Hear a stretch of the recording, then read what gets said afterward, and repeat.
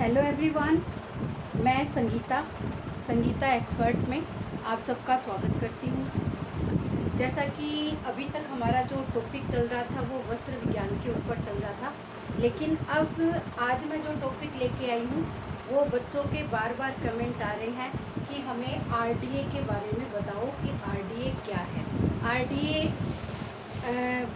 इसको जैसे हमने आहार नियोजन वाला जो टॉपिक देखा था, ये आरडीए क्या है उसी टॉपिक से ही संबंधित होता है। आरडीए का मतलब है कि व्यक्ति की जो डेली रिक्वायरमेंट होती है, जिन जिन चीज़ों की है, वसा है, प्रोटीन है, खनिज लवण है, विटामिन्स है, इन सब की उसको डेली कितनी चीज़ों की आवश्यकता होती है। और इसके साथ साथ एज ग्रुप है वो भी आपका जुड़ा हुआ है कि किस एज के व्यक्ति के लिए, पुरुष के लिए या महिला के लिए कितनी रिक्वायरमेंट होनी चाहिए। ये सब जो जिसका विश्लेषण करता है वो सब हमारा क्या कहलाता है, आरडीए कहलाता है। आरडीए सारणी होती है। आरडीए सारणी के अंतर्गत आपको प्रोटीन, वसा, कैलोरी, आयोडीन, इन सब की जानकारी है वो आपको इन सारणियों के माध्यम से, आरडीए के माध्यम से पता होता है। सबसे पहले नंबर का जो क्वेश्चन बनता है वो इसमें ये भी पूछा जाता है कि आपका आरडीए है, इसका पूरा नाम क्या है, क्योंकि ये सब ने यही नाम सुना है कि आरडीए आरडीए आरडीए। आरडीए होता क्या है? तो आरडीए का मतलब क्या है? आरडीए की फुल फॉर्म है आपकी रिकमेंडेड, यानी जो व्यक्ति के लिए जितनी चीज़ें हमने रिकमेंड की है, जो उसकी आवश्यकता है। डाइटरी अनाउंस, यानी डाइटरी यानी भोजन, जो उसका डेली जितना भोजन हमें देना है उस चीज़ को हम क्या कहते हैं, आरडीए कहते हैं। तो आरडीए का ये पूरा जो फुल फॉर्म जिसे आप कहते हो, फुल फॉर्म है, आपको अच्छे से याद रखना है कि आरडीए क्या है। इसके बाद ईईआर का भी फुल फॉर्म है, इससे संबंधित है। इसका फुल फॉर्म क्या है? एस्टिमेटेड। एस्टिमेट यानी हम किसी की कोई अंदाज में जो प्रक्रिया स्टार्ट करते हैं तो उसके लिए एस्टिमेट करना। एनर्जी रिक्वायरमेंट, एनर्जी यानी ऊर्जा। ऊर्जा का जो रिक्वायरमेंट है, जो व्यक्ति की आवश्यकता है, उस रिक्वायरमेंट के अकॉर्डिंग हम उसका अंदाज लगाते हैं कि किस एज के व्यक्ति के लिए कितनी एनर्जी की आवश्यकता है। तो उससे संबंधित है ईईआर, एस्टिमेट एनर्जी रिक्वायरमेंट। तीसरा है हमारा आईसीएमआर। ये आपको जितनी भी ये सारणियाँ होती है इसमें आपको ये शब्द मिलेगा कि आईसीएमआर के अकॉर्डिंग आरडीए कितना है, या ये भी मिल सकता है डब्ल्यूएचओ के अनुसार। सब ने अपनी अलग अलग सारणियाँ प्रस्तुत कर रखी है। तो ये क्वेश्चन है वो कहीं से भी किसी भी तरीके से पूछा जा सकता है कि डब्ल्यूएचओ के अनुसार हमारी आरडीए एनर्जी इस एज के व्यक्ति के लिए कितनी आवश्यकता होती है, या आईसीएमआर के द्वारा हमारी एनर्जी है वो कितनी है। मोस्टली जो पूछा जाता है वो आईसीएमआर के द्वारा ही होता है। हमारी जितनी भी बुक होती है उस बुक के अंदर आईसीएमआर के द्वारा ही हमारी जो सारणियाँ होती है वो इनके द्वारा ही दी हुई होती है। तो ज़्यादातर पूछा जाता है वो आईसीएमआर के द्वारा दिया जाता है। तो आईसीएमआर का पूरा नाम क्या है? Indian council of medical research, यानी ये हमारे भारतीय चिकित्सा अनुसंधान परिषद इसका हिंदी में नाम है। तो इसके अकॉर्डिंग है जितनी भी हमारी आहार नियोजन से बच्चों की अलग अलग एज की जो सारणियाँ आप 12th की बुक में देखो, चाहे आप कॉलेज वाली बुक के अंदर देखो, तो आईसीएमआर के द्वारा ही वहाँ पे ये सारणियाँ है वो दी गई होती है। तो आपको जितनी भी 12th की बुक के अंदर ये आईसीएमआर की पोषण संबंधी सारणियाँ मिले तो उनके एक एक बिंदु के ऊपर आपको गौर करना है कि कौन सी सारणी कहाँ से आपको किस तरीके से पढ़नी है और किस तरीके से इनके ऊपर क्वेश्चन आते हैं। NIN ये भी आपका एक बिंदु है, national institute of nutrition. Nutrition का मतलब पोषण, नेशनल यानी राष्ट्रीय पोषण का जो केंद्र है, इंस्टीट्यूट है, उसके अकॉर्डिंग हमारी यही पूछा जाता है कि आरडीएस मतलब डेली रिक्वायरमेंट है वो व्यक्ति की कितनी होनी चाहिए। ये NIN के अनुसार भी हो सकती है, WHO के अनुसार भी हो सकती है और ICMR के द्वारा भी हो सकती है। आज मैं आपको खाली एनर्जी के बारे में इस सारणी के माध्यम से बता रही हूँ कि व्यक्ति की डेली रिक्वायरमेंट है एनर्जी, वो कितनी होनी चाहिए, हर अवस्था का लेके आई हूँ। यहाँ पे इसको लिखा जाता है किलो कैलोरी प्रति डे। ठीक है, जितनी भी आरडीए है ये एनर्जी से संबंधित, इसको हर के आगे आपको क्या करना है, किलो कैलोरी प्रति डे, यानी एक दिन में आपको कितने किलो कैलोरी है वो आपको किसके लिए चाहिए, इस एज के व्यक्तियों के लिए चाहिए। और ये भी मैंने आपको एक आहार नियोजन में बताया था कि ये जो एनर्जी होती है ये किससे कितनी मिलती है, तो आपको उसी के अकॉर्डिंग अपने भोजन के अंदर उन पोषक तत्वों को शामिल करना है। जैसे मैंने आपको बताया था कि कार्बोहाइड्रेट है तो वो आपको कितना चाहिए, प्रति किलोग्राम वजन के अकॉर्डिंग है कि आपको 1 ग्राम अगर आप कार्बोहाइड्रेट खाते हो तो उसके पीछे आपको कितनी एनर्जी मिलती है, 4.2 किलो कैलोरी। आपको 1 ग्राम, यानी 1 ग्राम जब आप अनाज का प्रयोग करते हो अपने भोजन में तो उससे आपको 4 किलो कैलोरी है उसका उत्पादन होता है। और इसी के अनुसार है प्रोटीन है, वो आप 1 ग्राम प्रोटीन खाते हो तो उससे भी आपको 4.2 किलो कैलोरी आपको ऊर्जा की उत्पत्ति होती है। और जो वसा है फैट, तो ये अगर आप 1 ग्राम खाते हो तो इससे आपको 9.2 किलो कैलोरी है वो आपको ऊर्जा का उत्पादन होता है। तो यानी मैंने यहाँ पे लिखा है कि 0 से जो 6 माह का बच्चा होता है इसको 550 किलो कैलोरी है पर डे आवश्यकता होती है। पर डे यानी एक दिन में बच्चे को जो 0 से 6 माह का है उसको 550 किलो कैलोरी की एनर्जी चाहिए। तो ये एनर्जी उसको किससे मिल रही है, माता के दूध से मिल रही है। माता का दूध का संगठन भी आपको ध्यान में रहना चाहिए, इसकी भी सारणी मैं आपको अवेलेबल करा दूंगी कि माता के दूध में कितना प्रोटीन, कैल्शियम, खनिज लवण, विटामिन सारे कितने कितने होते हैं। वो दूध बच्चे को ये 550 किलो कैलोरी है एनर्जी का उत्पादन उसके शरीर में प्रतिदिन के अकॉर्डिंग करता है। अब ये बच्चा है 6 से 12 माह का हो जाता है तो इसकी रिक्वायरमेंट क्या है, 520 हो जाती है, क्योंकि अब उसके भोजन में और चीज़ें भी हम शामिल करेंगे जिसके माध्यम से भी उसको एनर्जी का उत्पादन होने लगेगा। 1 से 3 वर्ष के बच्चे के लिए 1110 किलो कैलोरी पर डे आवश्यकता होती है और 4 से 6 वर्ष के बच्चे के लिए 1360 किलो कैलोरी है वो पर डे आवश्यकता होती है। इसी तरीके से अब हमारा 10 से 12 वर्ष है, 10 से ये 12 वर्ष का जो बच्चा है उसको 2220 किलो कैलोरी, अगर लड़का है तो 2220 किलो कैलोरी और लड़की है तो 10 से 12 साल में 2260 किलो कैलोरी। यहाँ पे इन दोनों का आप कंपैरिजन करोगे तो लड़की की रिक्वायरमेंट है वो क्या है, ज़्यादा है। कितनी ज़्यादा है, 40 कैलोरी है वो ज़्यादा है।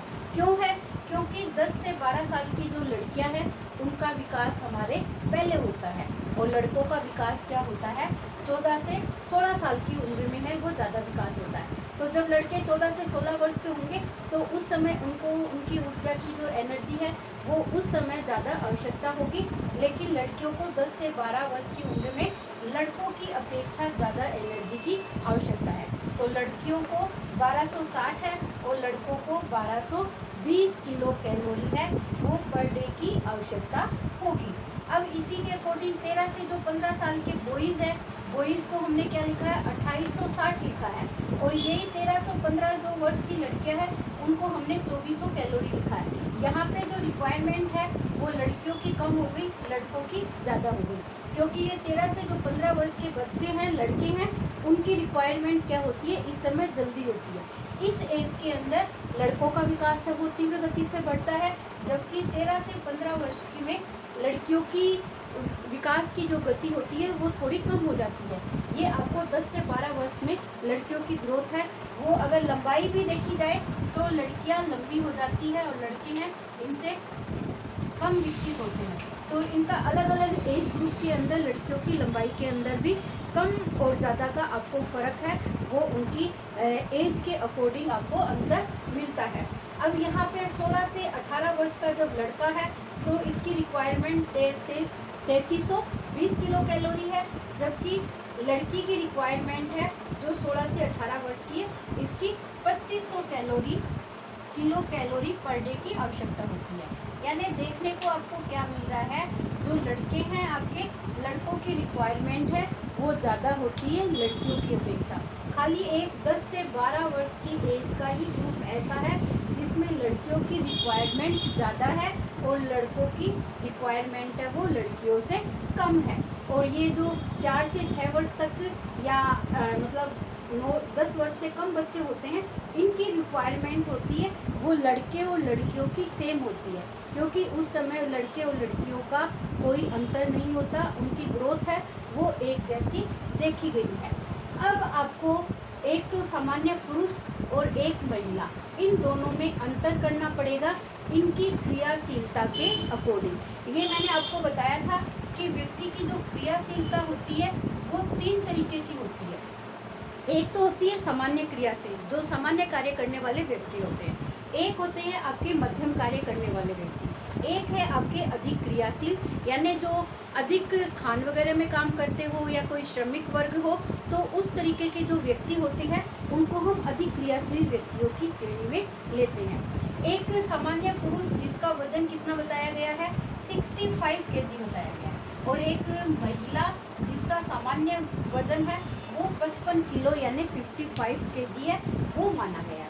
एक अगर 65 का व्यक्ति है तो इसकी रिक्वायरमेंट ये है, और 55 की महिला है तो इसकी रिक्वायरमेंट ये है, क्योंकि प्रति किलोग्राम वज़न के अकॉर्डिंग हमारी एनर्जी मांग, प्रोटीन मांग, खनिज लवण मांग वो किलो वज़न के अकॉर्डिंग होती है। जितना ज़्यादा हमारा वज़न होगा उतनी ही अकॉर्डिंग हमारी क्या होगी, आवश्यकता होगी। तो यहाँ पर इन पुरुष और महिलाओं का नॉर्मल वज़न माना गया है। सामान्य जो पुरुष है 65 किलो का, तो उसको प्रतिदिन में 2110 किलो कैलोरी है वो प्रति डे के लिए भोजन में चाहिए।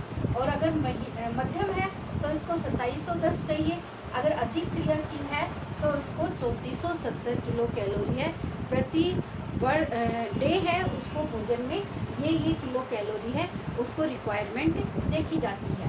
अब 55 किलो की सामान्य क्रियाशील की महिला है तो उसको 1660, और मध्यम क्रियाशील की है तो उसको 2130 किलो कैलोरी, और अधिक क्रियाशील की है तो 2720 किलो कैलोरी की आवश्यकता आती है।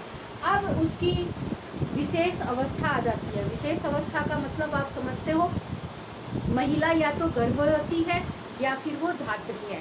धात्री का मतलब भी आपको पता होना चाहिए कि धात्री अवस्था किसमें कहा गया है, जब महिला के 1 साल तक का बच्चा होता है तो उस अवस्था को हम धात्री अवस्था के नाम से जानते हैं, यानी दूध पिलाने वाली माता, जो 1 साल का पीरियड बताया गया है। तो गर्भवती माता है तो उसका वजन कितना होना चाहिए, 55 वजन तो एक सामान्य महिला का है ही, अगर वो गर्भवती है तो इसका मतलब उसका 10 किलो वजन है वो और ज़्यादा है, क्योंकि पूरी गर्भ अवस्था में देखा गया है कि महिला का वजन है वो 12 से 12.5 kg है, वो वजन में वृद्धि होती है।